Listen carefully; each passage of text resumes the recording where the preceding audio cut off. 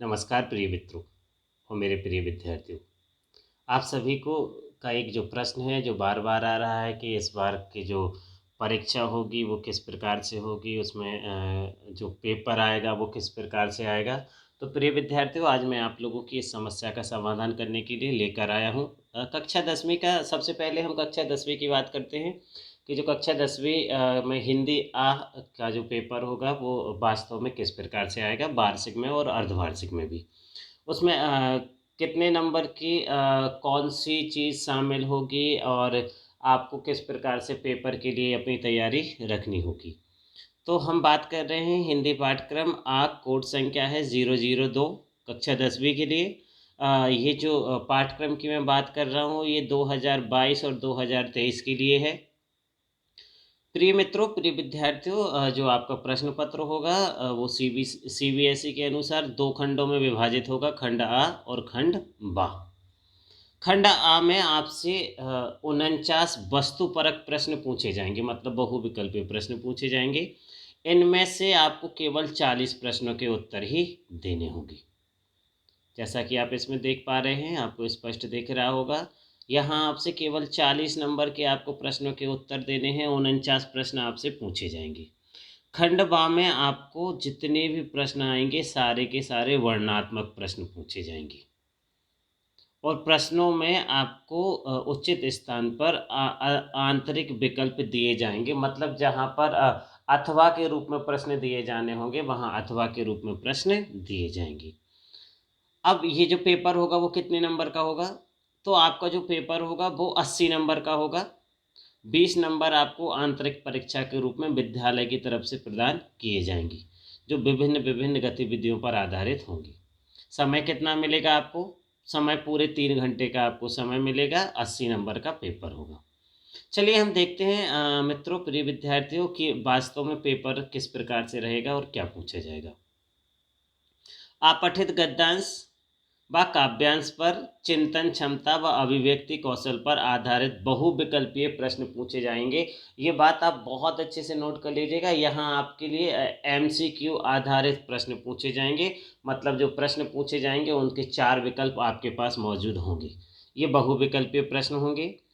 एक प्रश्न पहला जो आएगा वो आपका आएगा अपठित गद्यांश या काव्यांश पर के चिंतन पर आधारित क्षमता एवं अभिव्यक्ति कौशल पर आधारित प्रश्न। एक अपठित गद्यांश जो लगभग 250 शब्दों का होगा और ये विकल्प के साथ होगा, मतलब आपके पास 2 अपठित गद्यांश होंगे और 2 अपठित पद्यांश होंगे। अब जो अपठित गद्यांश होगा उसमें आपको क्या करना है, आपको विकल्प दिया होगा कि आ अथवा बा, दो में से कोई एक करना होगा और प्रत्येक के लिए आपके पास बहुविकल्पीय प्रश्न होंगे। ऐसे कितने प्रश्न पूछे जाएंगे अपठित गद्यांश में? तो अपठित गद्यांश से आपसे 5 प्रश्न पूछे जाएंगे जो कि बहुविकल्पीय होंगे, मतलब एमसीक्यू आधारित होंगे और ये 5 नंबर के होंगे। फिर अपठित काव्यांश जो लगभग 120 शब्दों में होगा। इसमें भी आपसे 5 प्रश्न पूछे जाएंगे, प्रत्येक प्रश्न 1 नंबर का होगा और ये भी आपको विकल्प सहित मिलने वाला है। मतलब आपके पास 2 अपठित गद्यांश आएंगे, 2 अपठित पद्यांश आएंगे या काव्यांश आएंगे। उनमें से आपको किसी एक के 5 प्रश्नों के उत्तर देने होंगे और ये दोनों 5-5 नंबर के होंगे। मतलब कुल मिलाकर आपसे 10 नंबर का अपठित गद्यांश और पद्यांश पूछा जाएगा, जो कि पूरा का पूरा बहुविकल्पीय आधारित होगा। प्रश्न क्रमांक 2 क्या आने वाला है? प्रश्न क्रमांक 2 में व्याकरण के लिए निर्धारित विषयों पर विषय वस्तु का बोध, भाषिक बिंदु, संरचना आदि पर आधारित बहुविकल्पीय प्रश्न होंगे। मतलब यहाँ पर भी आप लोगों को एमसीक्यू क्वेश्चन ही मिलेंगे, जो कितने नंबर के होंगे? जो 16 नंबर के 16 प्रश्न आपसे पूछे जाएंगे। मतलब प्रत्येक प्रश्न 1 नंबर का होगा। कुल 16 प्रश्न पूछे जाएंगे जो 16 नंबर के हो जाएंगे। अब इसमें आपको कुछ विकल्प भी मौजूद होंगे, मतलब कुल 20 प्रश्न पूछे जाएंगे जिनमें से केवल आपको 16 प्रश्नों के उत्तर देने होंगे। अब व्याकरण में आपसे क्या क्या पूछा जाएगा? सबसे पहले रचना के आधार पर वाक्य के भेद, जो कि 4 नंबर के होंगे और आपके पास 5 प्रश्न होंगे। 5 में से कोई 4 प्रश्नों के उत्तर आपको देने होंगे और ये बहुविकल्पीय आधारित प्रश्न होंगे। मतलब आपके पास इनके 4 विकल्प मौजूद होंगे, उन 4 विकल्पों में से आपको सही विकल्प का चयन करके लिखना होगा। अगला क्या रहेगा? अगला रहेगा वाच्य। ये भी 4 अंक का रहेगा। 5 प्रश्न पूछे जाएंगे, आपको किन्हीं 4 के उत्तर देने होंगे। मतलब प्रत्येक प्रश्न 1-1 नंबर का, तो 4 अंक के ये आपके 4 प्रश्न होंगे।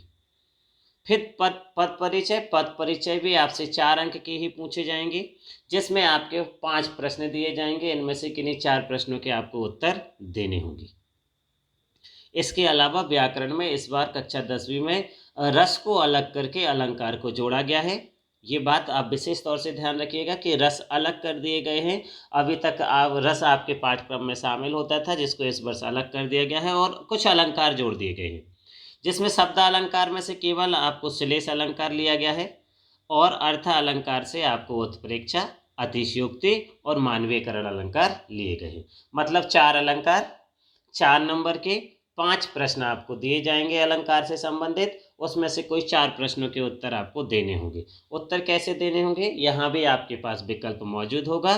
4 विकल्पों में से आपको सही विकल्प का चयन करके लिखना होगा। तो इस प्रकार से कुल 16 नंबर की आपसे व्याकरण पूछी जाएगी। मतलब 4 विषय, रचना की दृष्टि से, वाक्य के भेद, वाच्य, पद परिचय और अलंकार। प्रत्येक 4-4 नंबर के 5-5 प्रश्न पूछे जाएंगे, जो कि जिसमें से आपको 4-4 प्रश्नों के उत्तर देने होंगे। अब आपकी जो पाठ्य पुस्तक है क्षितिज, उसमें से क्या पूछा जाएगा, कितना पूछा जाएगा? तो ये प्रश्न क्रमांक 3 होगा। गद्य खंड। क्षितिज से निर्धारित पाठों में से गद्यांश के आधार पर विषय वस्तु का ज्ञान, बोध, अभिव्यक्ति आदि पर 1 अंकीय 5 बहुविकल्पीय प्रश्न पूछे जाएंगे। मतलब आपके पास अब एक पठित गद्यांश आएगा, उस पठित गद्यांश में से आपसे 5 प्रश्न पूछे जाएंगे और ये जो 5 प्रश्न होंगे ये भी आपके पास MCQ होंगे। मतलब 4 विकल्प आपको दिए गए होंगे, उन 4 विकल्पों में से आपको सही विकल्प का चयन करके लिखना होगा। कितने प्रश्न पूछे जाएंगे? 5 प्रश्न पूछे जाएंगे और प्रत्येक प्रश्न 1 नंबर का होगा। अब क्षितिज से निर्धारित जो पाठ हैं गद्य के, उन गद्य के पाठों के आधार पर विद्यार्थियों की उच्च चिंतन क्षमताओं पर आधारित अभिव्यक्ति का आंकलन करने हेतु 1 अंकीय 2 बहुविकल्पीय प्रश्न पूछे जाएंगे। मतलब अभी आपको पठित गद्यांश दिया गया था, अब आपने कोई एक पाठ, जो किसी भी पाठ से जो आपके पाठ्यक्रम में शामिल है, उसमें से 2 प्रश्न ले लिए जाएंगे। इन 2 प्रश्नों के आपको वहाँ विकल्प मौजूद रहेंगे। आपको उन विकल्पों में से सही विकल्प का चयन करके उत्तर लिखना होगा। ऐसे 2 प्रश्न पूछे जाएंगे। तो इस प्रकार से आपका जो क्षितिज का गद्य खंड है, उसमें से आपका 7 नंबर का ये इतना प्रश्न पूछा जाएगा। अभी ये केवल बहुविकल्पीय वाले MCQ क्वेश्चन की ही हम बात कर रहे हैं। अब हम काव्य खंड में आते हैं। तो काव्य खंड में क्या पूछा जाएगा? वो जो निर्धारित कविताएं आपके पाठ्यक्रम में शामिल हैं, उनमें से काव्यांश के आधार पर 1 नंबर के 5 बहुविकल्पीय प्रश्न पूछे जाएंगे। मतलब पठित पद्यांश से संबंधित 5 प्रश्न आपसे पूछे जाएंगे। अब आप में इनमें से सही विकल्पों का चयन करते हुए उत्तर देना है और आपको ये प्रत्येक प्रश्न 1 अंक का होगा। इसके अलावा जैसा हमने गद्य खंड में देखा था कि गद्य खंड में पाठों से संबंधित कोई 2 प्रश्न बहुविकल्पीय प्रश्न किए जाएंगे, जो 2 नंबर के होंगे। तो यहाँ पर भी वही दिया गया है।